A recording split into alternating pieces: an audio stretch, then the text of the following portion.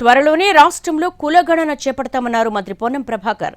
కులగణన జరిగిన తర్వాతే స్థానిక సంస్థల ఎన్నికలు నిర్వహిస్తామన్నారు. వారం 10 రోజుల్లో కులగణన కార్యక్రమం రూపుదారుస్తుందన్నారు మంత్రి పొన్నం. గాంధీ భవన్లో ఏర్పాటు చేసిన సర్దార్ సర్వాయి పాపన్న గౌడ్ 374వ జయంతి కార్యక్రమంలో ఆయన పాల్గొన్నారు.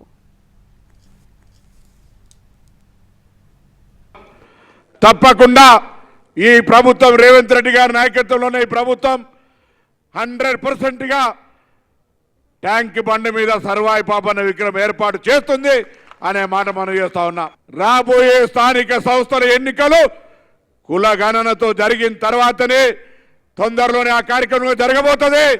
ఎవరు కూడా ఆందోళన చెందాల్సిన అవసరం లేదు. ఈ ప్రభుత్వానికి ఆ చిత్తశుద్ధి ఉంది. ఇప్పటికే ముఖ్యమంత్రి గారు అనేక సార్లు ఎక్కడి దాకా వచ్చింది కార్యక్రమం అడుగుతా ఉన్నారు. ఏ ఏజెన్సీ ద్వారా ప్రభుత్వంలో జిఐడి ద్వారా చేయించాలన్నా, పంచాయతీరాజ్ డిపార్ట్మెంటా, రెవెన్యూ డిపార్ట్మెంటా అనే ఒక చర్చ జరుగుతూ ఉంది.